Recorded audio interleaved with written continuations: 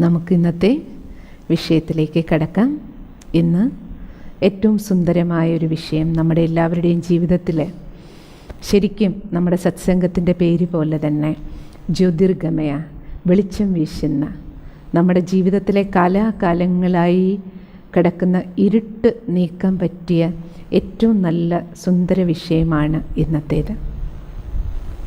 ആത്മീയത എന്ന് പറഞ്ഞാൽ തന്നെ ഇന്നത്തെ നമ്മുടെ ഈ ടോപ്പിക്കിൽ നിന്നും നിങ്ങൾക്ക് മനസ്സിലാവും നമ്മുടെ ജീവിതത്തിലെ അനേക നിഗൂഢമായ രഹസ്യങ്ങൾ, നമുക്കുത്തരം കിട്ടാത്ത അനേക ചോദ്യങ്ങൾ, ഒരിക്കലും ആർക്കും നമുക്ക് ഉത്തരം തരാൻ കഴിയാത്ത, എത്ര ഡോക്ടറേറ്റുകളും ഡിഗ്രികളും സമ്പാദിച്ചിട്ടും നമുക്കുത്തരം കിട്ടാത്ത അനേക ചോദ്യങ്ങൾ നമ്മുടെ എല്ലാവരുടെയും മനസ്സിൽ കിടപ്പുണ്ട്.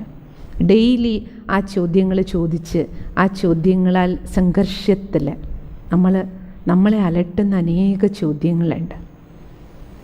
അതിൻ്റെ ഉത്തരങ്ങൾ നമുക്ക് ഒന്നൊന്നായി ഇന്നു മുതൽ നമ്മളതിൻ്റെ ആ ഒരു ചുരുളാണ് ഭഗവാൻ നമുക്ക് അൺവീൽ ചെയ്ത് തരാൻ പോകുന്നത്, അനാവരണം ചെയ്ത് തുടങ്ങണം. അത് നമുക്ക് രാമായണത്തിൽ നിന്ന് തന്നെ ഒരു സ്റ്റോറി ആരംഭിക്കാം. ദശരഥൻ്റെ ആ കഥ നിങ്ങൾക്ക് എല്ലാവർക്കും അറിയുന്നതായിരിക്കും. ദശരഥന് ശാപം കിട്ടിയ കഥ. എങ്കിലും ജസ്റ്റ് കാരണം നമ്മുടെ സത്സംഗത്തിൽ എല്ലാവരും ഉണ്ട്, കുഞ്ഞുങ്ങളും ഉണ്ട്. അപ്പോൾ എല്ലാവർക്കും അറിയാൻ വേണ്ടി ഏറ്റവും ഷോർട്ടായിട്ട് സിസ്റ്റർ പറയാം. ദശരഥ മഹാരാജാവ് ഏറ്റവും ശക്തിശാലിയായിട്ടുള്ള രാജാവാണ്. അദ്ദേഹത്തിന് ഇത്രയും പേരും പ്രശസ്തിയും പുകഴ് ഉണ്ടായിരുന്നു. ദേവേന്ദ്രൻ്റെ കൂടെ പോലും ചേർന്ന് അസുരന്മാരെ തോൽപ്പിച്ച അത്ര വളരെയധികം ഗർവുള്ള, പ്രൗഢിയുള്ള, ശൂരവീര പരാക്രമിയായ വളരെ പ്രശസ്തനായ രാജാവ്.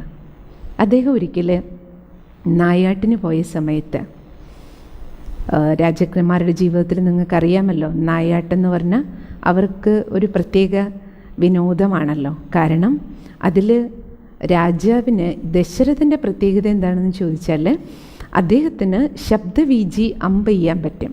എവിടുന്ന് ശബ്ദം കേൾക്കുന്നോ, മൃഗത്തെ കാണണ്ട, ശബ്ദം കേൾക്കുന്ന ദിക്കിലേക്ക് അമ്പ ചെയ്ത് ആ മൃഗത്തെ വേട്ടയാടാനായിട്ട് കഴിയും.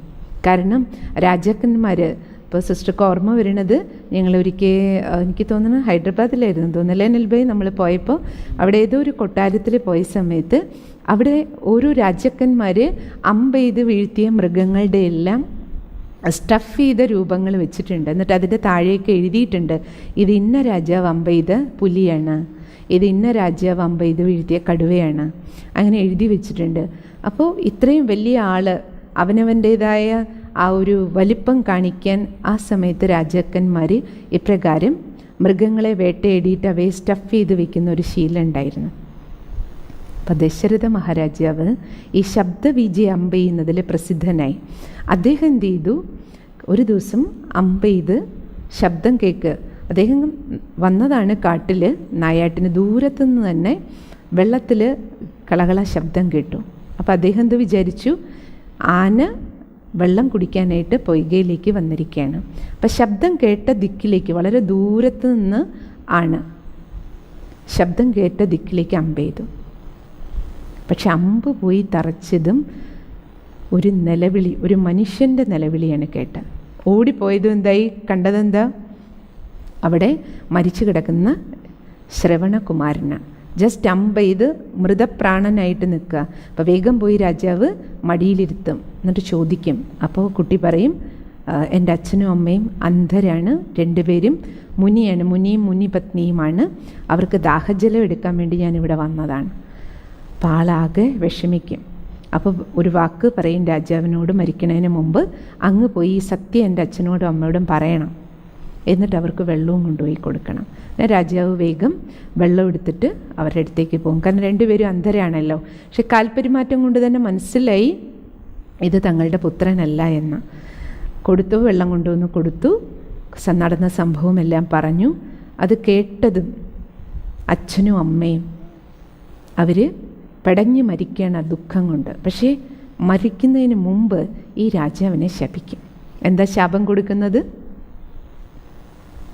നീയും ഇതുപോലെ പുത്രദുഃഖത്താൽ മരിക്കും. കാരണം ഈ അച്ഛനും അമ്മയ്ക്ക് ശ്രവണകുമാരനൊരു സാധാരണ പുത്രനായിരുന്നില്ല. ഒന്നാമത് രണ്ടുപേരും അന്ധര്. പക്ഷേ ഈ അന്ധരായ മാതാപിതാക്കളെ പൊന്നുപോലെ നോക്കിയിരുന്നു. ചിത്രത്തിൽ നിങ്ങൾ കാണുന്നത് കണ്ടില്ലേ, തോളിൽ ഒരു ദണ്ട് വെച്ചിട്ട് അതിൻ്റെ രണ്ട് സൈഡിൽ ഒരു കുട്ട വെച്ചിട്ട് ഒരു സ്ഥലത്ത് നിന്ന് മറ്റൊരു സ്ഥലത്തേക്ക് പോകുമ്പോൾ ഈ അച്ഛനും അമ്മയും ഈ കുട്ടയിലേറ്റി ചുമലിലേറ്റിയിട്ടാണ് പോയിരുന്നത്. അങ്ങനെ സ്നേഹത്തോടെ ആദരവോടു കൂടി അച്ഛനെ അമ്മയും നോക്കിയിരുന്ന പുത്രനാണ്, ഒരു സാധാരണ പുത്രനായിരുന്നില്ല.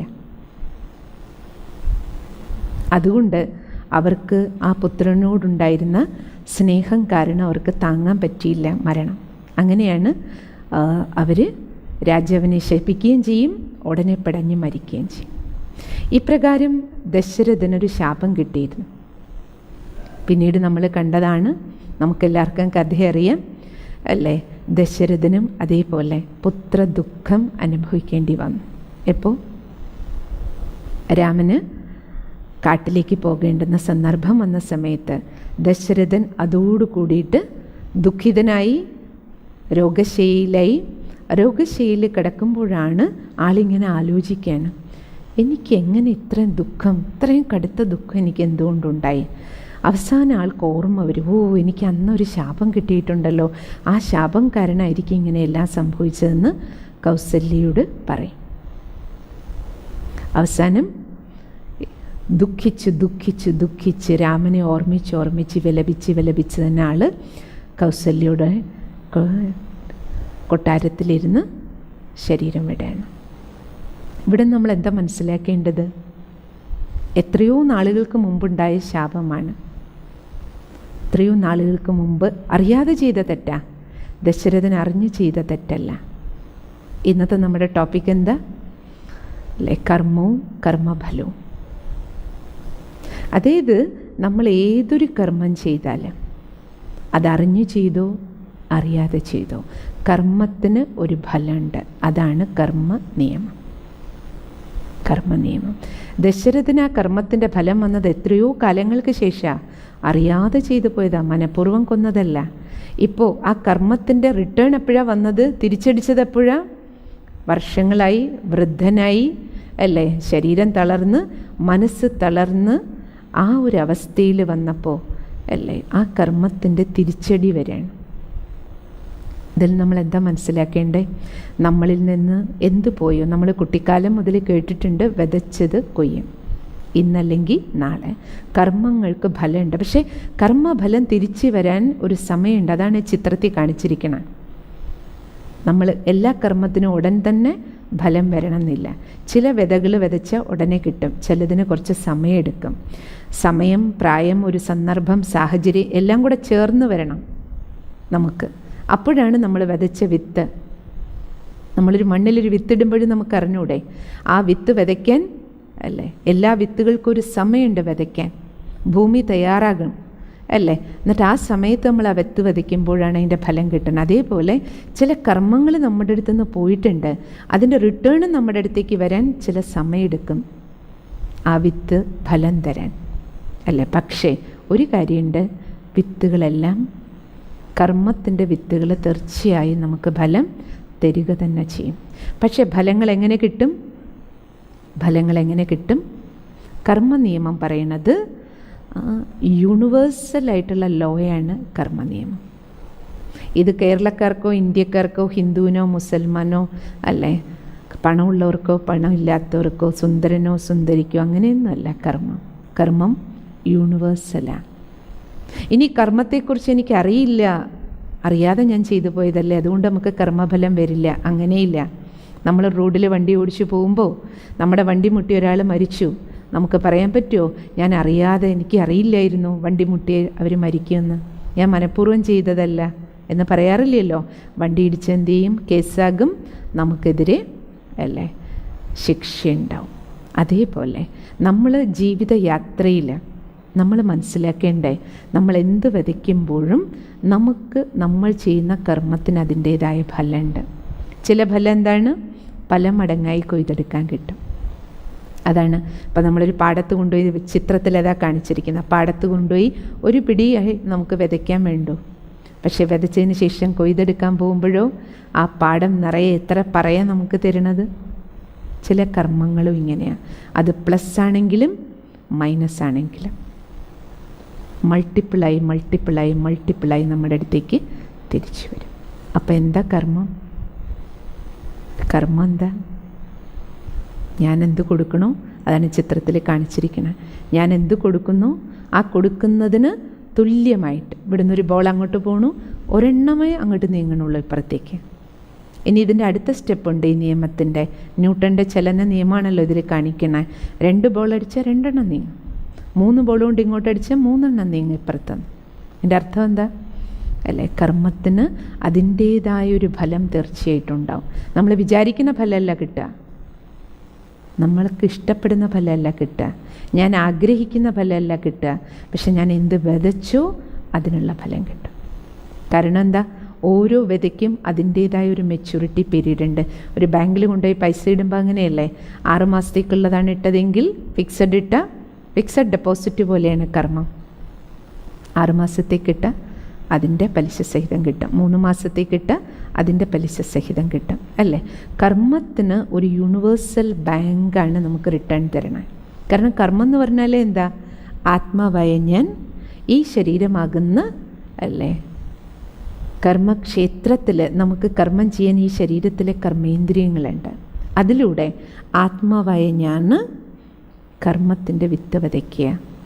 ഈ ഭൂമി, ഈ യൂണിവേഴ്സ്, നമ്മളെവിടെയാണോ ജീവിക്കുന്നത് അതാണ് നമ്മുടെ കർമ്മക്ഷേത്രം എന്നല്ലേ പറയണേ, കർമ്മഭൂമി അല്ലേ? അപ്പോൾ ആത്മാവായി എനിക്ക് ഈ ശരീരം എന്തിനാണ് കിട്ടിയത്? ഈ കർമ്മഭൂമിയിൽ കർമ്മത്തിൻ്റെ വിത്ത് വിതയ്ക്കാൻ. അപ്പം കർമ്മം എന്താ? വിത്താണ്. കർമ്മം വിത്താണ്. എങ്ങനെയാണ് വിതയ്ക്കുന്നത് അല്ലേ? ഏതൊരു കാര്യം ചെയ്യുമ്പോഴും നിങ്ങൾക്ക് അറിയുന്നുണ്ടാവും എങ്ങനെയാണ് നമ്മൾ കർമ്മം ചെയ്യണേ അല്ല. മനസ്സിലാദ്യം ഒരു തോന്നൽ വരും അല്ലേ, അതിനുശേഷം ബുദ്ധി ഒന്നുകിൽ ഇടപെടും എന്നല്ലേ നമ്മൾ പറഞ്ഞല്ലോ. ഒന്നുകിൽ ബുദ്ധി ഇടപെടും, ബുദ്ധി ബോധവാനാണെങ്കിൽ. പക്ഷെ ബുദ്ധി ശക്തിഹീനനാണെങ്കിൽ ഇടപെടില്ല.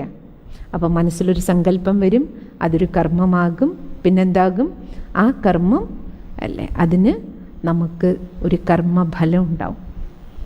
തുടർച്ചയായിട്ട് നമ്മൾ കർമ്മം ചെയ്യുമ്പോൾ ആത്മാവിൽ അതൊരു സംസ്കാരം ഉണ്ടാക്കും. പിന്നെയോ അതിനോടൊപ്പം ഉണ്ടാകുന്നതാണ് ഒരു കർമ്മഫലം. അപ്പോൾ ഈ യൂണിവേഴ്സൽ ബാങ്കിലെ ഇടപാടുകാരാണ് നമ്മളെല്ലാവരും. എന്ത് നമ്മളിൽ നിന്ന് പോകണോ അത് നമുക്ക് തിരിച്ചു വരും.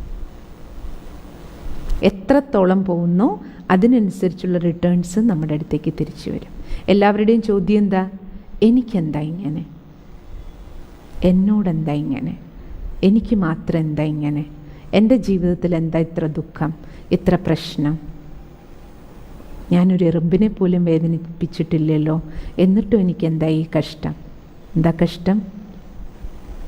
കർമ്മനിയമം എന്താ പറയണേ? നിങ്ങൾ ചെയ്യാത്ത കർമ്മത്തിൻ്റെ ഫലം ഒരിക്കലും നിങ്ങൾക്ക് അനുഭവിക്കേണ്ടി വരില്ല. പക്ഷേ നിങ്ങളിൽ നിന്ന് പോയതിൻ്റെ ഫലം നിങ്ങൾക്ക് അനുഭവിക്കാതിരിക്കാനും കഴിയില്ല. അതിൻ്റെ അർത്ഥം എന്താ? നമ്മളിൽ നിന്ന് പോയതാണ് നമ്മുടെ അടുത്തേക്ക് വന്നുകൊണ്ടിരിക്കുന്നത്. അതാണ് ഈ ഇൻഫിനിറ്റിയുടെ ചിത്രത്തിൽ കാണിക്കണേ. ഏതൊരു കാര്യത്തിനും ഒരു കാരണമുണ്ട്. കാരണമില്ലാതൊരു കാര്യവും നടക്കില്ല. കോസ് ആൻഡ് എഫക്റ്റ് തിയറിയിൽ നമ്മളതല്ലേ പഠിക്കണേ. ഏത് അല്ലേ കാര്യത്തിൻ്റെ പിന്നിലും ഒരു കാരണം. ആ ഇൻഫിനിറ്റിയുടെ ചക്രമാണ് ജീവിത ചക്രം നമ്മൾ പറയില്ലേ, ശരിക്കും കർമ്മമാണ് ചക്രം പോലെ നമ്മളെ കൊണ്ടുപോയിക്കൊണ്ടിരിക്കണേ. എന്താ ഈ ഇൻഫിനിറ്റി നമ്മളെ പഠിപ്പിക്കണേ അല്ലേ? നമ്മുടെ ഒരു സങ്കല്പം വരണു, കർമ്മം ചെയ്യണു, കർമ്മഫലം നമുക്കുണ്ടാകണു. ആ കർമ്മഫലത്തിനനുസരിച്ച് നമ്മുടെ ഉള്ളിൽ ആ കർമ്മം തുടർച്ചയായി ചെയ്യുന്നതിൻ്റെ ഫലമായിട്ട് ആത്മാവിലൊരു സംസ്കാരം ഉണ്ടാകണു. ആ സംസ്കാരം വീണ്ടും നമുക്ക് തോന്നൽ തരുന്നു കർമ്മം ചെയ്യാൻ അല്ലേ? ആ തോന്നലിനനുസരിച്ച് വീണ്ടും കർമ്മം ചെയ്യുന്നു. കർമ്മം വീണ്ടും കർമ്മഫലം തരണു.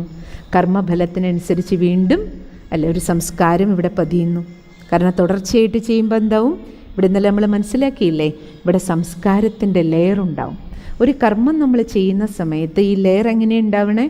2 തരത്തിൽ സംഭവിക്കും. നമ്മുടെ ഓരോ കർമ്മവും ഒന്നുകിൽ നമ്മുടെ ഓൾറെഡി ഉള്ള ഏതെങ്കിലും ഒരു പഴയ സംസ്കാരത്തെ ഒന്നും കൂടെ സ്ട്രോങ് ആക്കും. ഇല്ലെങ്കിലോ നമ്മുടെ തുടർച്ചയായിട്ട് നമ്മൾ ചെയ്യുന്ന ഒരു പുതിയ നല്ല ശീലം ഉണ്ടാക്കിക്കൊണ്ട് നമ്മൾ വരുമ്പോൾ ഒരു പഴയത് നമ്മളിൽ നിന്ന് പരിവർത്തനപ്പെടും. ഒരു പഴയ ശീലം മാറിക്കിട്ടും നമുക്ക്. ഒന്നുകിൽ ഓൾറെഡി ഉള്ളതൊന്നും കൂടെ ഉറയ്ക്കും, അല്ലെങ്കിൽ പുതിയൊരു ശീലം ഉണ്ടാക്കാൻ നമ്മൾ തുടർച്ചയായിട്ട് ശ്രേഷ്ഠകർമ്മം ചെയ്യുമ്പോൾ എന്താവും? പഴയതിന് പരിവർത്തനം ഉണ്ടാവും. പക്ഷേ നമ്മുടെ കർമ്മം ശരിക്കും ഒരു ചെയിൻ പോലെയാണ്, ഒരു ചങ്ങലയാണ്. കർമ്മത്തിൻ്റെ ചങ്ങലയുണ്ട്. എന്താ കർമ്മത്തിൻ്റെ ചങ്ങല? നിങ്ങളെല്ലാവരും ശ്രദ്ധിച്ചിട്ടുണ്ടാവും. കർമ്മം ഇങ്ങനെ ഒരു ചെയിൻ പോലെ പോയിക്കൊണ്ടിരിക്കണേ. ഇപ്പോൾ ഉദാഹരണത്തിന് വീട്ടിൽ തന്നെ നോക്കിക്കോളും നിങ്ങൾ. അപ്പം നിങ്ങളൊരാൾ ഹസ്ബൻഡ്, നിങ്ങൾ നിങ്ങളുടെ വൈഫിനോട് ദേഷ്യപ്പെട്ട് കുറച്ച് മോശ വാക്ക് പറഞ്ഞു, അല്ലെങ്കിൽ 2 തല്ലു കൊടുത്തു എന്നിരിക്കട്ടെ. അപ്പം എന്താ സംഭവിക്കുക? അവർക്ക് ദേഷ്യം വരും, സങ്കടം വരും ഭാര്യയ്ക്ക് തൻ്റെ ദേഷ്യം ചിലപ്പോൾ തിരിച്ച് ഭർത്താവിനോട് കാണിക്കാൻ പറ്റില്ല. അപ്പം എന്തു ചെയ്യും? തൻ്റെ ദേഷ്യം മുഴുവൻ അതിൻ്റെ ഇടയിലായിരിക്കും. ചിലപ്പോൾ ഹസ്ബൻഡ് ചിലപ്പം പോയിട്ടുണ്ടാവും ജോലിക്ക്, അപ്പോഴേക്കും കുട്ടി വന്ന് എന്തെങ്കിലും ചോദിക്കും. അപ്പോൾ ആ ദേഷ്യം മുഴുവൻ കുട്ടിക്ക് 2 തല്ലു കൊടുക്കും. ആര്? അമ്മ. കുട്ടിക്ക് തല്ലുകൊണ്ട് ദേഷ്യം വന്ന് സങ്കടം വന്ന് മുറ്റത്തേക്ക് ഇറങ്ങുമ്പോൾ ഒരു നായയെ കണ്ടു എന്നിരിക്കട്ടെ. ആ ദേഷ്യം എല്ലാം കൂടെ അങ്ങോട്ട് തീർക്കാൻ ഒരു കല്ലെടുത്ത നായ ഒരൊറ്റ എറിഞ്ഞു. ആ നായ വേദന കൊണ്ട് പൊളഞ്ഞ് ഓടി അങ്ങോട്ട് പോയി. റോഡ് അങ്ങോട്ട് ക്രോസ് ചെയ്യാൻ നേരം ഒരു ബൈക്കുകാരൻ വന്നു. ആ ബൈക്കുകാരൻ ആ നായ പോയിട്ട് തട്ടി, ബൈക്ക് മറിഞ്ഞു, അയാൾ വീണു. വേഗം അയാൾ ഹോസ്പിറ്റലിൽ കൊണ്ടുപോയി. വീട്ടുകാരെല്ലാം ഓടിയെത്തി. ഹോസ്പിറ്റലിൽ ചെന്നപ്പോഴോ ഡോക്ടർ സമയത്ത് എത്തിയില്ല. ഡോക്ടർ വേറെ തിരക്കിലായിരുന്നു. അപ്പോൾ വീട്ടിൽ ഇയാളുടെ ബന്ധുക്കളെല്ലാം കൂടെ ബഹളം ഉണ്ടാക്കി ഡോക്ടർ വരാൻ വൈകിയതിൻ്റെ പേരിൽ. അവസാനം ഡോക്ടർ വന്നപ്പോൾ ഡോക്ടറിനെ എല്ലാവരും കൂടെ നല്ല ചീത്ത പറഞ്ഞു. പിന്നെ ഡോക്ടർ എന്ത് ചെയ്തു? ഉച്ചയ്ക്ക് ഭക്ഷണം കഴിക്കാൻ വീട്ടിൽ ചെല്ലുക. അപ്പം അമ്മ ഭക്ഷണം ഉണ്ടാക്കിക്കൊണ്ട് സ്നേഹത്തോടെ കൊണ്ടുപോയി കൊടുക്കുന്ന സമയത്ത് ഭക്ഷണം കഴിക്കാതെ ദേഷ്യപ്പെട്ട് എനിക്കൊന്നും ഭക്ഷണം വേണ്ട പറഞ്ഞ് അമ്മയുടെ അടുത്ത് 4 ചാട്ടം ചാടുക. ശരി, വേണ്ട മോനെ, വേണ്ടെങ്കിൽ കഴിക്കേണ്ട. ആൾ പോയി കുളിച്ച് കുറച്ച് നേരം റെസ്റ്റ് എടുക്കാൻ പോയി. ആൾ കിടക്കുന്ന സമയത്ത് അമ്മ പോയിട്ട് സ്നേഹത്തോടെ ഒരു ഷീറ്റിട്ട് കൊടുത്തിട്ട് ആൾ കിടക്കുന്നത് കണ്ടിട്ട് പ്രാർത്ഥിക്കുകയാണ്, ഭഗവാനെ എൻ്റെ മോന് മനസ്സ് വേഗം ശാന്താവട്ടെ. കാരണം ഇനി വൈകുന്നേരം ഡ്യൂട്ടിക്ക് പോകേണ്ടതാ. ഡോക്ടറുടെ ഡ്യൂട്ടിയല്ല, എത്ര പേഷ്യൻറ്റിനെ നോക്കേണ്ടതാ. കാരണം ഇത്രയും ദേഷ്യം എന്തെങ്കിലും ഹോസ്പിറ്റലിൽ ഉണ്ടായിട്ടുണ്ടാവും. അതുകൊണ്ടാണ് അവൻ ഭക്ഷണം പോലും കഴിക്കാതെ ഇത്രയും ദേഷ്യപ്പെട്ടിരിക്കണം. അപ്പോൾ ഈ ദേഷ്യത്തോടെ പോയാൽ ഇനി വൈകുന്നേരവും പ്രശ്നം ഉണ്ടാവും. എൻ്റെ മനസ്സ് ശാന്താവട്ടെ, സുഖമായിട്ട് ഉറങ്ങട്ടെ, നല്ല റെസ്റ്റ് കിട്ടട്ടെ. അല്പസമയം ആ അമ്മയുടെ മനസ്സിൽ ആ മോന് വേണ്ടി നല്ല ശുഭപ്രാർത്ഥനകൾ സമർപ്പിച്ചു കഴിഞ്ഞു. ആ ചെയിൻ അവിടെ അമ്മയുടെ അടുത്ത് വന്ന് ആ ചങ്ങല എവിടുന്ന് തുടങ്ങി? വീട്ടിൽ ഹസ്ബൻഡിൻ്റെ ദേഷ്യമാണ്. എവിടെ വരെ എത്തി? ഈ ഡോക്ടറുടെ അമ്മ വരെ എത്തി. പക്ഷേ അമ്മ ഒരു നല്ല സ്റ്റെബിലൈസറായി, ഒരു നല്ല യോഗിനി, ഒരു നല്ല അമ്മയാണ്. എന്ത് ചെയ്തു? തൻ്റെ മോൻ്റെ മനസ്ഥിതി മനസ്സിലാക്കിയിട്ട് ഇങ്ങോട്ട് ചാടിയപ്പോൾ അങ്ങോട്ട് ചാടിയില്ല. ഞാൻ ഇത്ര ആഹാരമൊക്കെ ഉണ്ടാക്കി വെച്ചിട്ട് വന്നിട്ട് എൻ്റെ അടുത്ത് കഴിക്കുക പോലും ചെയ്യാതെ എൻ്റെ അടുത്ത് ചാടുന്നോ ചോദിച്ചിട്ട് അങ്ങോട്ട് ചാടിയില്ല. പകരം എന്ത് ചെയ്തു? അവിടെ ഒരു സ്റ്റെബിലൈസറുടെ ജോലി ചെയ്തു. അതിനുശേഷം വൈകുന്നേരം എഴുന്നേൽക്കുമ്പോൾ മോന് ചായയും ഇച്ചിരി ഉച്ചയ്ക്ക് കഴിച്ചില്ലല്ലോ പറഞ്ഞ് നല്ല പലഹാരം ഇഷ്ടപ്പെട്ട സാധനങ്ങൾ ഉണ്ടാക്കി കൊടുക്കുമ്പോൾ ആ മോൻ തന്നെ അമ്മോട് സോറി പറയും. അല്ലേ അമ്മ, ഞാൻ ഉച്ചയ്ക്ക് ദേഷ്യപ്പെട്ടു, സോറി, ഹോസ്പിറ്റലിൽ ഇങ്ങനെയൊക്കെ ഉണ്ടായി അല്ലേ. അപ്പോൾ ഇവിടെ നമ്മൾ മനസ്സിലാക്കേണ്ടത് എന്താ? ആ അമ്മയെ വരെ എത്തിയ കർമ്മത്തിൻ്റെ ചങ്ങലയെ നമ്മൾ നോക്കുക. ഒരു ദേഷ്യം ഞാൻ എൻ്റെ ഭാര്യയോടെ ദേഷ്യപ്പെട്ടുള്ളൂ, പക്ഷെ അതിൻ്റെ ഒരു ചെയിൻ എവിടം വരെ എത്തി? എത്ര പേരുടെ മനസ്സ് ദേഷ്യപ്പെട്ടോ, എത്ര പേർക്ക് ദുഃഖം കൊടുത്തോ, അതിൻ്റെ എല്ലാം റിട്ടേൺ ആരുടെ അടുത്തെത്തും? ഒരു പെർസെൻറ്റേജ് രാവിലെ ദേഷ്യപ്പെട്ട ആ ഹസ്ബൻഡിൻ്റെ അടുത്തെത്തും. നമ്മൾ ജോലിക്ക് പോയി, എവിടേക്ക് പോയി, ഏത് ഓഫീസിൽ വർക്ക് ചെയ്യുകയാണെങ്കിലും നമ്മുടെ അടുത്ത് ഇതിൻ്റെ എല്ലാം അല വരും. നമ്മൾ അറിയുക പോലും ചെയ്യില്ല. പക്ഷെ നമ്മൾ ജോലി ചെയ്തുകൊണ്ടിരിക്കുമ്പോൾ എന്ത് തോന്നും? നമ്മൾ ചെയ്യുന്നൊന്നും ശരിയാവണില്ല. ചിലപ്പോൾ ഒരു ദിവസമായിരിക്കില്ല അല്ല, 1 ദിവസമോ 2 ദിവസമോ 3 ദിവസമോ. ചില സമയത്ത് ചിലർ പറയണ കേട്ടിട്ടില്ലേ, എന്താണെന്നറിയില്ല, ഒരു മൂഡില്ല, ആകെ മനസ്സിനൊരു അസ്വസ്ഥത, മനസ്സിനാകെ ഒരു വിഷമം. എന്നാൽ നോക്കുകയാണെങ്കിൽ ഞാനൊന്നും ചെയ്തിട്ടില്ല, പക്ഷെ എന്തോ അറിയില്ല. ഇപ്പം അറിയണില്ല, പക്ഷെ ചെയ്തിട്ടുണ്ട്. ആ പോയത് റിട്ടേൺ എനർജി വരെയാണ്. നേരത്തെ നമ്മൾ കണ്ടില്ലേ, സമയം സന്ദർഭം എത്തുമ്പോൾ വന്നുകൊണ്ടിരിക്കും നമ്മുടെ അടുത്ത്. അതാണ് ഈ ബൂമറാങ് എഫക്റ്റ് എന്ന് പറയുന്നത്. നമ്മുടെ അടുത്ത് നിന്ന് എന്ത് പോയോ നമ്മുടെ അടുത്തേക്ക് അത് തിരിച്ചു വരും. ഇതാണ് കർമ്മത്തിൻ്റെ അടുത്ത നിയമം. ഒന്ന് കർമ്മം ചങ്ങലയാണ്, ചെയിൻ ഉണ്ടാക്കും. ഇപ്പോഴത്തെ എല്ലാ ബിസിനസ്സുകളും, മാർക്കറ്റിംഗ് ബിസിനസ്സുകളും നിങ്ങൾ കണ്ടിട്ടില്ലേ? എല്ലാം ചെയിൻ ബിസിനസ്സാണ്. ഒരാൾ പല ബിസിനസ്സുകളെക്കുറിച്ച് പറയാൻ കണ്ടിട്ടില്ലേ? ഒരാളെ കൊണ്ട് ഇൻവെസ്റ്റ്മെൻറ്റ് ചെയ്യിപ്പിച്ച് ഒരാളെ ജോയിൻ ചെയ്യിപ്പിച്ച ആൾ ജോയിൻ ചെയ്ത് കഴിയുമ്പോൾ ആ മാർക്കറ്റിങ്ങിൽ എത്ര പേര് ആ ചങ്ങലയ്ക്കുള്ളിലുണ്ട്. കുറേ ബിസിനസ്സുകളുണ്ടല്ലോ അങ്ങനെയുള്ള. അതിൽ ഓരോരുത്തർക്കും അവരവരുടെ ബാങ്കിലേക്ക് ഓരോ ഷെയർ വരും. അതേപോലെ നമ്മുടെ അടുത്തു നിന്നൊരു കർമ്മം പോകുമ്പോൾ അതെത്ര പേരെ എഫക്റ്റ് ചെയ്യുന്നു, അതിൻ്റെ എല്ലാം ആരൊക്കെ വിഷമിക്കുന്നു, അത് വീട്ടിലും നാട്ടിലും സമൂഹത്തിലും എത്ര പേരെ വിഷമിപ്പിക്കുന്നു, അതിൻ്റെ ഒരു എഫക്റ്റ് നമ്മുടെ അടുത്തേക്ക് വരും. നമ്മൾ ചെയ്തതിനുണ്ട്, പ്ലസ് അനേകരെ വിഷമിപ്പിച്ചതിൻ്റെയും നമ്മുടെ അടുത്തേക്ക് വരും. ഇത് പ്ലസ്സിനും ഇതേപോലെ നമ്മളൊരു ഉപകാരം ചെയ്യുമ്പോൾ, ഒരു നന്മ ചെയ്യുമ്പോൾ എല്ലാ പ്ലസ്സുകളും എത്ര പേർക്ക് നമ്മളിൽ നിന്ന് പ്ലസ് കിട്ടി. നമ്മൾ കുടുംബം സന്തോഷമായിട്ട് പോവുകയാണെങ്കിൽ അല്ലേ, ഇപ്പോൾ വീട്ടിലൊരു മദ്യപാനിയോ ഒരു ദേഷ്യക്കാരനോ ഉണ്ടെങ്കിൽ വീട്ടിൽ ഇത്രയും അല്ലേ എത്ര പേരാ വിഷമിക്കണം. വിഷമം തന്നെ നിങ്ങൾ നോക്കിക്കോളൂ, എത്ര പേരാ വിഷമിക്കണം. ഒരാൾ കള്ളുകൂടിയനുണ്ടായാൽ മതി ഒരു വീട്ടിൽ, അല്ലെ ഒരാൾ വലിയൊരു മുൻകോപി ഉണ്ടായാൽ മതി. വൈഫിന് വിഷമം, കുട്ടികൾക്ക് വിഷമം, പഠിത്തത്തിൽ ശ്രദ്ധയുണ്ടാവില്ല, ദിവസവും ഷണ്ടകാരൻ, അയൽ വീട്ടുകാർക്ക് വിഷമം അല്ലേ, പിണക്കം. പിന്നെ ഇവരുടെയൊക്കെ അച്ഛനും അമ്മയും വീട്ടുകാർ, എത്ര ബന്ധുക്കൾ, ഓഫീസിൽ പോയാൽ അവിടെയും പ്രശ്നം.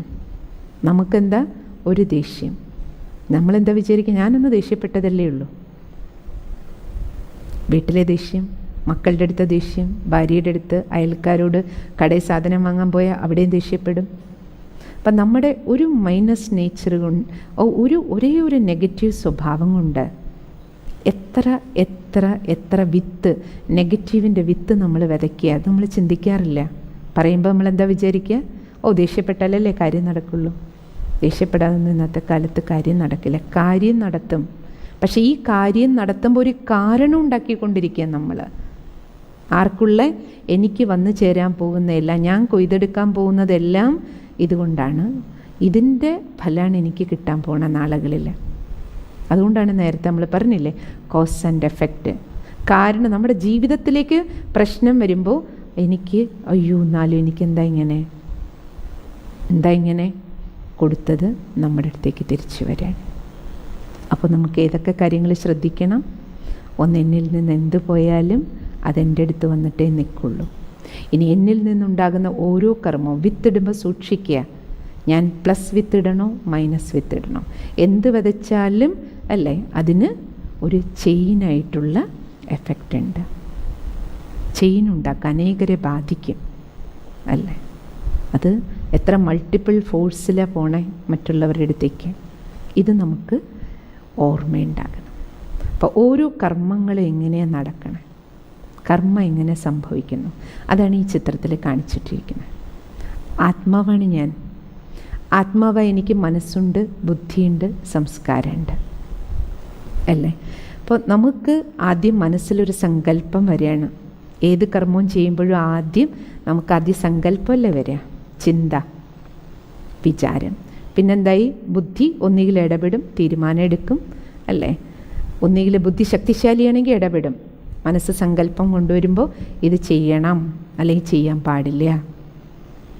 ദേഷ്യം വരികയാണ്, ദേഷ്യപ്പെട്ട് പറയാൻ പാടില്ല. ബുദ്ധി ഇടപെട്ടാലേ ഉള്ളൂ അവിടെ നമ്മളൊന്ന് നിൽക്കണേ, ആലോചിക്കുന്നത്. ഇല്ലെങ്കിൽ ബുദ്ധി ഓവർടേക്ക് ചെയ്യുകയാണെങ്കിലോ മനസ്സ് സംസ്കാരത്തിൻ്റെ തള്ളലും കൂടി ഉണ്ടെങ്കിൽ, പഴയ സംസ്കാരം നമ്മുടെ ഓൾറെഡി ഉള്ളത് ദേഷ്യപ്പെട്ട് ജീവിച്ച സംസ്കാരമാണെങ്കിൽ ബുദ്ധിയെ ഓവർകം ചെയ്തുകൊണ്ട് കർമ്മം നടക്കുക. ആ കർമ്മം ആര് ചെയ്യും? ഇന്ദ്രിയങ്ങൾ ഓട്ടോമാറ്റിക്കലി ഏറ്റെടുക്കും. ഇന്ദ്രിയത്തിലൂടെ കർമ്മം നടക്കും. ആ ഇന്ദ്രിയത്തിലൂടെ നടക്കുന്ന കർമ്മം വീണ്ടും ആത്മാവിലൊരു സംസ്കാരം ഉണ്ടാക്കും. സംസ്കാരം വീണ്ടും എന്തു ചെയ്യും? നമുക്ക് മനസ്സിന് പ്രേരണ തരും സങ്കല്പങ്ങൾ രചിക്കാൻ. ഇപ്രകാരം ആത്മാവ് കർമ്മേന്ദ്രിയങ്ങളിലൂടെ കർമ്മങ്ങൾ ചെയ്യിക്കുകയാണ്. ചെയ്യുന്ന കർമ്മങ്ങളെല്ലാം ഇവിടെ ഒരു സംസ്കാരം ഉണ്ടാക്കും, ഒരു കർമ്മഫലവും ഉണ്ടാക്കും. എന്തൊക്കെ ഉണ്ടാക്കും? തുടർച്ചയായി ചെയ്യുന്ന കർമ്മങ്ങളിലൂടെ സംസ്കാരവും വാർത്തെടുക്കപ്പെടും. ഓരോ കർമ്മത്തിനും അതിൻ്റേതായ ഫലവും നമുക്ക് കിട്ടും. കർമ്മഫലങ്ങൾ നമ്മൾ നേരത്തെ പറഞ്ഞുവല്ലോ, നമ്മുടെ വിതയ്ക്കനുസരിച്ചുള്ളതായിരിക്കും. എങ്ങനെയുള്ള വിത്തിട്ടോ അതിനനുസരിച്ചുള്ളതാണ്. നമ്മൾ നെല്ല് വിതയ്ക്കുന്നത് വേറെ, തേങ്ങയുടെ വിത്ത് കൊണ്ടുപോയി വെക്കുമ്പോൾ കിട്ടുന്ന ഫലം വേറെ, മാങ്ങയുടെ അരി കൊണ്ടുപോയി ഇടുന്ന സമയത്ത് കിട്ടുന്ന ഫലം വേറെ. പക്ഷേ ഒരു കാര്യം നമ്മൾ ശ്രദ്ധിക്കേണ്ടത്, ഞാൻ തേങ്ങ വളർന്ന് എനിക്ക് തേങ്ങയുടെ വിത്ത് കൊണ്ടിട്ടാൽ എനിക്ക് തെങ്ങുമരം ഉണ്ടാക്കുള്ളൂ, അതിൽ നിന്ന് തേങ്ങയെ കിട്ടുള്ളൂ. തേങ്ങ കൊണ്ടുപോയി നട്ടിട്ട് എനിക്ക് മാവ് വേണമെന്ന് പറഞ്ഞാൽ കിട്ടില്ല. ഇപ്പം നമ്മുടെയൊക്കെ മെജോറിറ്റിയുടെയും കാഴ്ചപ്പാടതാ.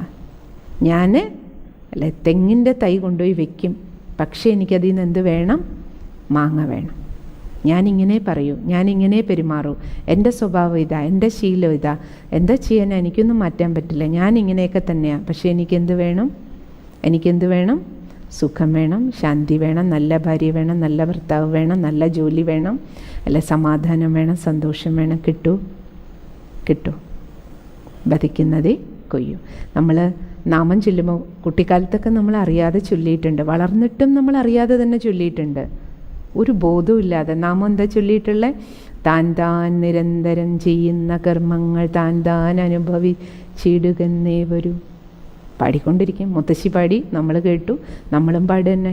നമ്മുടെ മക്കളും നമ്മൾ പറയണത് കേട്ട് പാടും, നമ്മുടെ പേരമക്കളും പാടും. കാലാകാലങ്ങളായി പാടുക തന്നെ.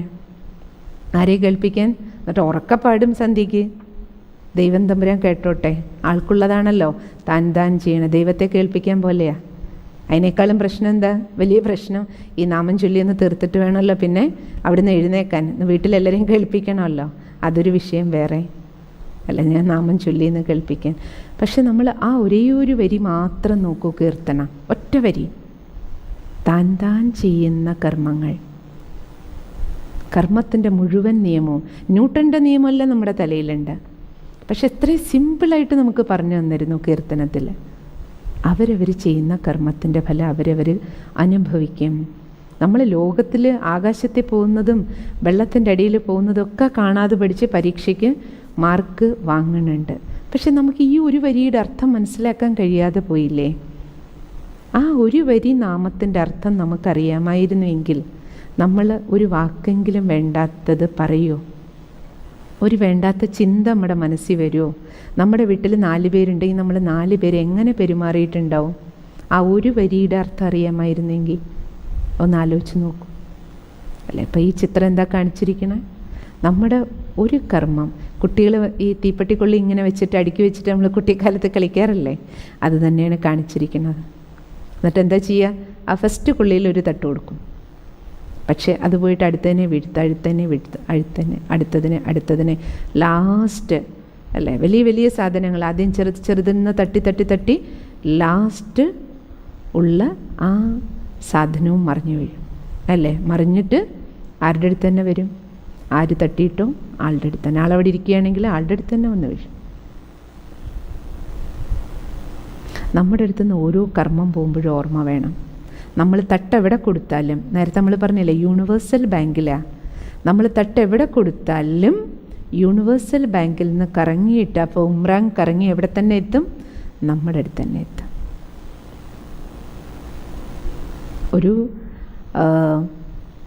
ഒരാൾക്ക് ജപ്തി നോട്ടീസ് വന്നു, പോസ്റ്റ്മാൻ കൊണ്ടുവന്ന് ജപ്തി നോട്ടീസ് കൊടുത്തു. നമ്മൾ പോസ്റ്റ്മാനോട് പറയുമോ, ജപ്തി നോട്ടീസ് കൊണ്ടുവന്നപ്പോൾ നിങ്ങൾ എന്തിനാണ് എനിക്ക് ജപ്തി നോട്ടീസ് കൊണ്ട് തന്നെ? അതുകൊണ്ടല്ലേ എൻ്റെ വീട് ജപ്തിയായത്. പോസ്റ്റ്മാനായിരുന്നോ കുറ്റക്കാരൻ? അല്ല.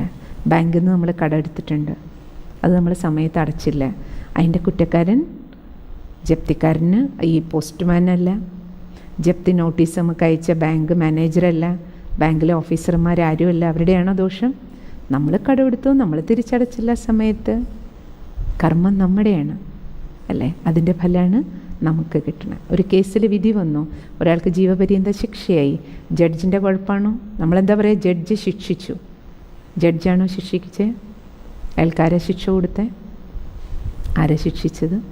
പോലീസുകാരാണോ വക്കീലാണോ ശിക്ഷ വാങ്ങി കൊടുത്തത്? നമ്മൾ പറയാം ആ വക്കീൽ നല്ല ശിക്ഷ വാങ്ങി കൊടുത്തു. പക്ഷെ നമുക്ക് എല്ലാവർക്കും അറിയാം ആ വ്യക്തി ചെയ്ത കർമ്മമാണ് അയാൾക്ക് ആ ശിക്ഷ വാങ്ങിക്കൊടുക്കണം. അപ്പം അതുകൊണ്ട് നമുക്കെല്ലാവർക്കും ഇത്ര അറ്റൻഷൻ നമ്മുടെ ജീവിതത്തിലുണ്ടെങ്കിൽ നമ്മൾ ജീവിക്കുന്ന ഈ കർമ്മഭൂമി കർമ്മഭൂമി എന്നല്ലേ പറയണേ. ഈ കർമ്മക്ഷേത്രം, ഈ യൂണിവേഴ്സ് എന്ന് പറയുന്ന ഒരു ബാങ്കാണ്. ഈ ബാങ്കിൽ ഡെപ്പോസിറ്റാണ് നമ്മളെല്ലാവരും ചെയ്തുകൊണ്ടിരിക്കണം. രാവിലെ മുതൽ ഡെപ്പോസിറ്റ് ചെയ്യണം. ഇടപാടുകാരാണ് നമ്മളെല്ലാം ബാങ്കിൽ. എന്താ ഡെപ്പോസിറ്റ്? നമ്മുടെ ഓരോ ചിന്തയും ഡെപ്പോസിറ്റാണ്. എന്നാലും നമ്മൾ കണ്ടില്ലേ, ഞാൻ എന്ത് ചിന്തിക്കുന്നോ അത് വൈബ്രേഷൻസ് ഉണ്ടാക്കിക്കൊണ്ടിരിക്കുകയാണ്, തരംഗങ്ങൾ. എൻ്റെ ഓരോ വാക്കും ഡെപ്പോസിറ്റാണ്. എൻ്റെ ഓരോ പ്രവൃത്തികളും ഓരോ പെരുമാറ്റവും ഡെപ്പോസിറ്റാണ്. എനിക്ക് 2 ഡെപ്പോസിറ്റ് ഉണ്ടാക്കാം, പ്ലസിൻ്റെയും മൈനസിൻ്റെയും. നല്ല കർമ്മം ഉണ്ടാക്കാം, മോശക്കർമ്മം ഉണ്ടാക്കാം, അല്ലേ? എന്താ നല്ല കർമ്മം, എന്താ മോശക്കർമ്മം? നമുക്ക് മനസ്സിലായി ചെയ്യുന്നത് നമുക്ക് തിരിച്ചു വരും. നല്ലത് ചെയ്താൽ നല്ലത് കിട്ടും, മോശം ചെയ്താൽ മോശം കിട്ടും. ഇതറിയാത്ത ആരുമില്ല.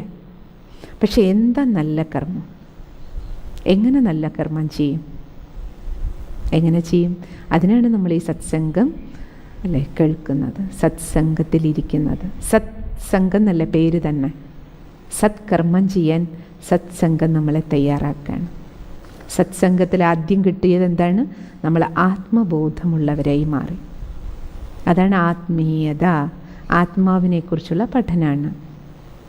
എന്തിനാ ആത്മാവിൻ്റെ ജ്ഞാനം നമുക്ക് കിട്ടിയത്? എന്തിനാണ് ഞാനൊരു ആത്മാവാണെന്ന് അറിഞ്ഞത്? എന്തിനാണ് അറിഞ്ഞത്? ആത്മാവാണ് ഞാനെന്ന് അറിഞ്ഞപ്പോഴാണ് എനിക്ക് ബോധമുണ്ടായത് ഞാൻ ആരാണെന്ന്. അതുവരെ ശരീരമാണെന്ന ബോധത്തിൽ നമ്മൾ ജീവിച്ചേ. അപ്പം നമ്മളെന്ത് വിചാരിച്ചു? അയ്യോ, എൻ്റെ ജീവിതം എൻ്റെ കൺട്രോളിലല്ല, എൻ്റെ മനസ്സ് എൻ്റെ കൺട്രോളിലല്ല. ഇപ്പം നമുക്ക് എന്ത് മനസ്സിലായി? ഞാനൊരാത്മാവാണ്, ഞാനാണ് രാജാവ്. അടുത്ത നമുക്ക് എന്ത് മനസ്സിലായി? എൻ്റെ 3 മന്ത്രിമാരാണ് മനസ്സ്, ബുദ്ധി, സംസ്കാരം. എൻ്റെ മനസ്സാണ്. ഇത് കർച്ചീഫാണെങ്കിലും ഞാൻ പറയണത് എൻ്റെയാണ്, ആണല്ലോ. അപ്പോൾ ഇതിൻ്റെ മേലെ അവകാശം എൻ്റെയാണ്. അതുപോലെ നമ്മൾ എൻ്റെ മനസ്സെന്നല്ലേ പറയണേ. അപ്പം ഞാനാരാ? ആത്മാവ്. അപ്പം ആത്മാവായ എനിക്ക് മനസ്സിൻ്റെ മേലെ അതോറിറ്റി ഉണ്ട്, ബുദ്ധിയുടെ മേലെ എനിക്ക് കൺട്രോളുണ്ട്. എന്ത് സംസ്കാരം ഇവിടെ ഉണ്ടാക്കണം, മനസ്സും ബുദ്ധിയും ചേർന്ന് എടുക്കുന്ന തീരുമാനത്തിനനുസരിച്ച് എൻ്റെ കർമ്മേന്ദ്രിയങ്ങളിലൂടെ ഞാൻ ആത്മാവാണ് കർമ്മത്തിൻ്റെ വിത്ത് ഈ കർമ്മഭൂമിയിൽ വിതയ്ക്കണേ. അപ്പം എന്ത് വിത്ത് വിതയ്ക്കണം അല്ലേ? മനസ്സുകൊണ്ട് എന്ത് കർമ്മം ചെയ്യണം, എന്ത് തീരുമാനങ്ങൾ എടുക്കണം, ഇതാരുടെയാണ്? അൾട്ടിമേറ്റ് തീരുമാനം എൻ്റെയാണ്. ആത്മാവാകുന്ന രാജാവാണ് തീരുമാനിക്കണം. അപ്പോൾ ആത്മബോധം നമുക്ക് എന്തിനാണ് കിട്ടിയത്?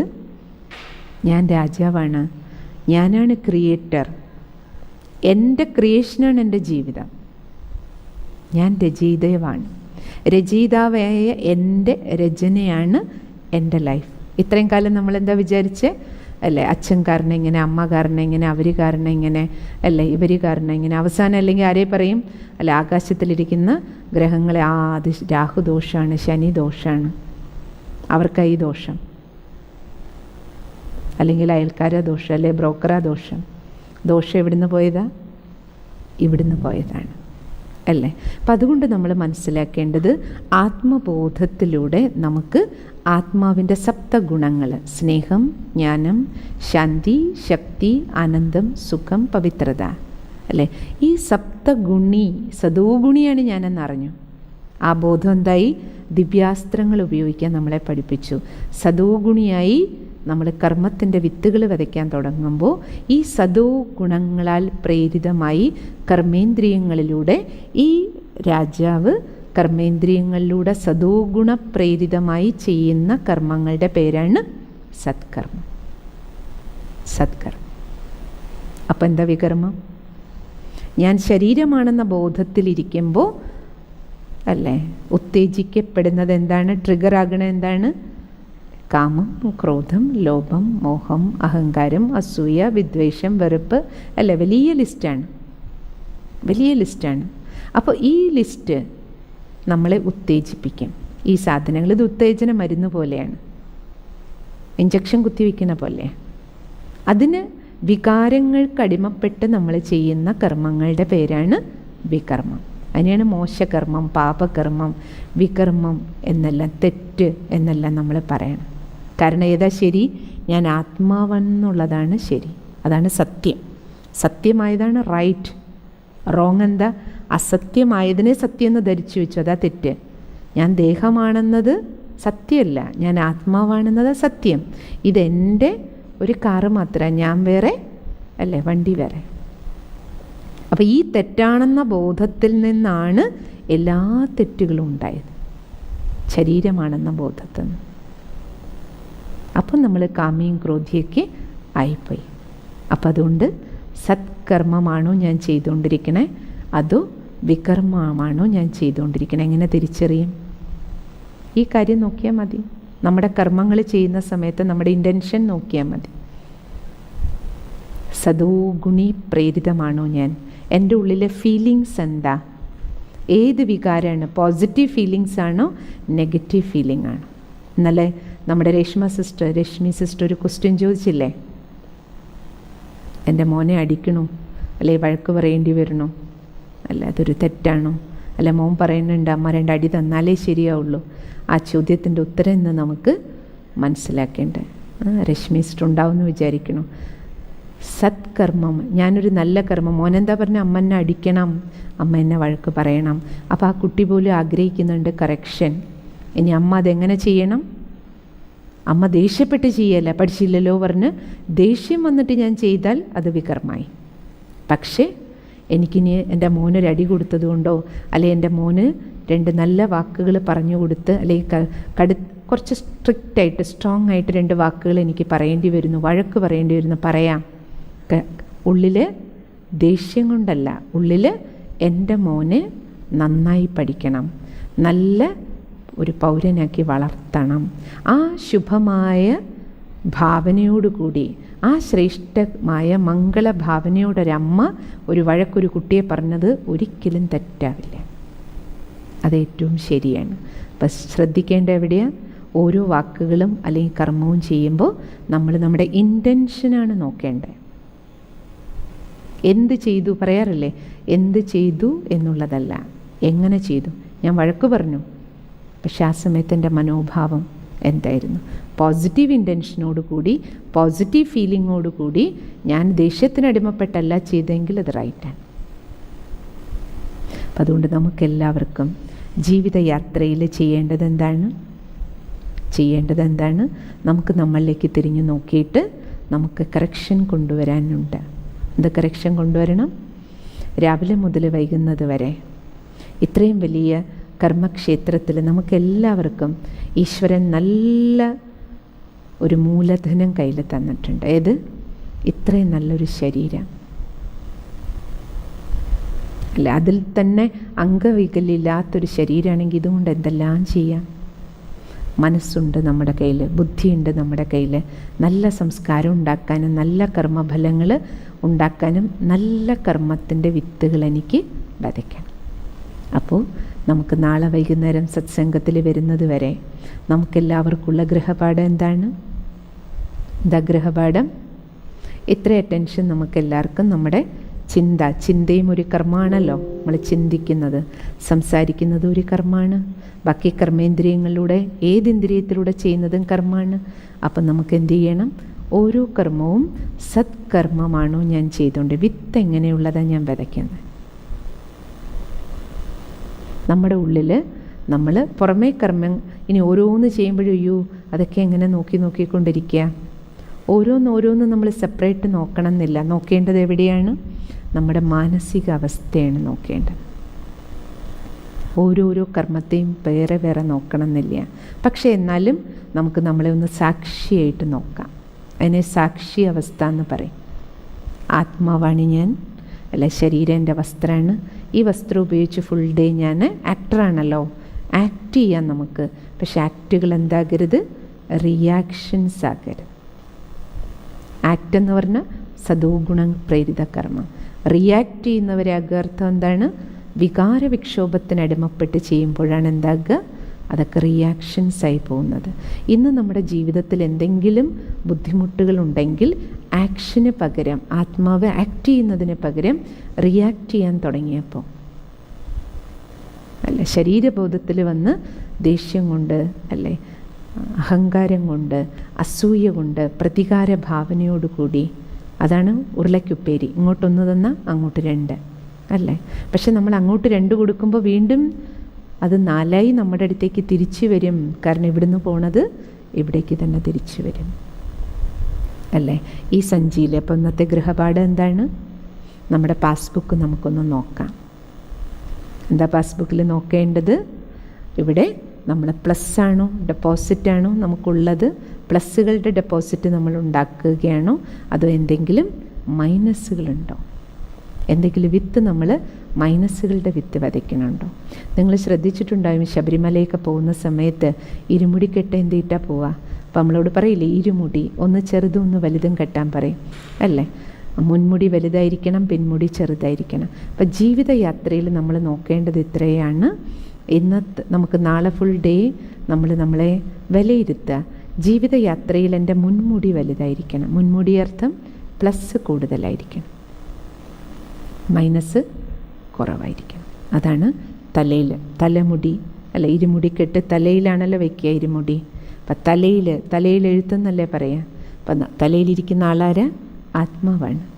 ആത്മാവിനെ സംബന്ധിച്ചിടത്തോളം നമ്മൾ ഈ ഡ്രൈവർ ചെക്ക് ചെയ്യേണ്ടത്, നാളെ ഫുൾ ഡേ നമ്മൾ നോക്കേണ്ടത് ഇതാണ്. ഓരോ കർമ്മങ്ങൾ ചെയ്യുന്ന സമയത്തും പ്ലസ് അഥവാ മൈനസിലേക്ക് ഇത് പോകും. അതെങ്ങനെ അറിയും? എൻ്റെ ഫുൾ ഡേ ഫീലിങ്സിനെ നമ്മളൊന്ന് വിലയിരുത്തി നോക്കി അറിയാം. ഓരോ കർമ്മങ്ങൾ ചെയ്യുമ്പോഴും മനസ്സ് പീസ്ഫുള്ളാണോ, ശാന്തമാണോ, സ്നേഹമുണ്ടോ, ശക്തിയുണ്ടോ? നമ്മുടെ സ്റ്റേറ്റ് ഓഫ് മൈൻഡ് പോസിറ്റീവ് ഫീലിങ്ങിലാണെങ്കിൽ നമുക്കറിയാം ഞാൻ ഇട്ട വിത്തൊക്കെ പ്ലസ്സാണ്. എന്തെങ്കിലും നെഗറ്റീവ് ഫീലിംഗ് വരുന്നുവെങ്കിൽ നമുക്കതിൽ നിന്ന് മനസ്സിലാക്കാം, ഒന്നുകിൽ ഇപ്പോൾ ഇട്ടുകൊണ്ടിരിക്കുന്ന വിത്തുകൾ അല്ലേ, അല്ലെങ്കിൽ ഇന്നലകളിൽ വിതച്ചു പോയ വിത്തുകൾ. നമുക്ക് ചിലതൊക്കെ അങ്ങനെയാണ്, ഇപ്പോൾ വിതച്ച വിത്ത് കൊണ്ട് ആകണമെന്നില്ല. ചില സമയത്ത് ചില മൂഡ് ഓഫുകൾ പഴയ കാരണങ്ങൾ കൊണ്ടും വരും. അപ്പോൾ ഒന്ന് നമുക്ക് അറ്റൻഷനോട് കൂടിയിട്ട് വിത്ത് വിതയ്ക്കാം, വേണ്ടേ? ശ്രദ്ധ വെച്ചിട്ട് വിത്ത് വിതയ്ക്കൽ ആരംഭിക്കണം. അതിൽ തന്നെ വിത്ത് വിതയ്ക്കാൻ പറ്റിയ സമയമുണ്ട്. മഴക്കാലത്ത് നടുന്ന ചില വിത്തുകളുണ്ട് വിതയ്ക്കണം അല്ലേ? ചില വിത്തുകൾ മഞ്ഞുകാലത്തിട്ടാൽ നല്ല ഫലം കിട്ടും, ചിലത് വേനൽക്കാലത്തിട്ടാൽ നല്ല ഫലം കിട്ടും. അത് നമുക്ക് പിന്നീട് സത്കർമ്മത്തിന് പറ്റിയ സമയമാണ്. ഈ സമയത്ത് എന്തുകൊണ്ടാണ് ഈ സത്സംഗം, ആത്മീയത നമ്മുടെ ജീവിതത്തിൽ വേണ്ടത്? അതിനെക്കുറിച്ച് നമുക്ക് മറ്റൊരു ദിവസത്തെ പ്രോഗ്രാമിൽ പറയാം. അപ്പം നാളെ നമുക്ക് കർമ്മത്തിൻ്റെ തുടർച്ച നമുക്ക് നാളത്തെ ക്ലാസ്സിൽ ബാക്കി കേൾക്കാം. കാരണം ചിലരുടെ മനസ്സിൽ ചിന്തയുണ്ടാവും, ഇപ്പോഴും നിങ്ങളും ചിന്തിക്കുന്നുണ്ടാവും ചിലർ, ഒന്നാലും സിസ്റ്റർ ഞാൻ നല്ലതേ ചെയ്തിട്ടുള്ളൂല്ലോ, എല്ലാവർക്കും ഞാൻ നല്ലതാണ് ചെയ്ത്, എന്നിട്ടും എനിക്ക് മാത്രം എന്താ ഇങ്ങനൊരു ജീവിതം, എനിക്കെന്താ ഇങ്ങനൊരച്ഛൻ, ഇങ്ങനൊരമ്മ, ഇങ്ങനൊരു പുത്രൻ, ഞാൻ എന്താ ഇവിടെ വന്നേ? അതിനെക്കുറിച്ച് നമുക്ക് നാളെ കേൾക്കാം. അപ്പം നാളത്തേക്കുള്ള ഗൃഹപാഠം നോട്ട് ചെയ്തോളൂ. ഡയറി ഉണ്ടല്ലോ അല്ലേ എല്ലാവരുടെയും കയ്യിൽ? ഡയറിയും പെന്നും ഉണ്ടാവും. നമ്മൾ ഫുൾ ഡേ നമുക്ക് ഇന്ന് മുതൽ നമ്മൾ ആക്ടേഴ്സാണ്. പക്ഷെ ആക്ട് ചെയ്യുന്നതിനോടൊപ്പം തന്നെ നമ്മൾ എങ്ങനെയാണ് ആക്ട് ചെയ്തുകൊണ്ടിരിക്കണം? സദോഗുണിയായിട്ടാണോ, ആത്മബോധത്തിലാണോ? നമ്മുടെ സത്സംഗത്തിൻ്റെ പേരെന്താ? ജ്യോതിർഗമയ. നമ്മളോട് ചോദിക്കൂ, എനിക്ക് ജ്യോതി തെളിഞ്ഞോ? ഞാൻ ആത്മാവാണെന്ന ബോധത്തിൽ തന്നെയാണോ, രാജാവായി ഇരുന്നുകൊണ്ട് തന്നെയാണോ ഫുൾ ഡേ കർമ്മേന്ദ്രിയങ്ങളെ ഉപയോഗിക്കണേ? അടുത്ത എന്ത് നോട്ട് ചെയ്യണം? സദോ ഗുണി പ്രേരിതമാണോ എൻ്റെ കർമ്മങ്ങൾ?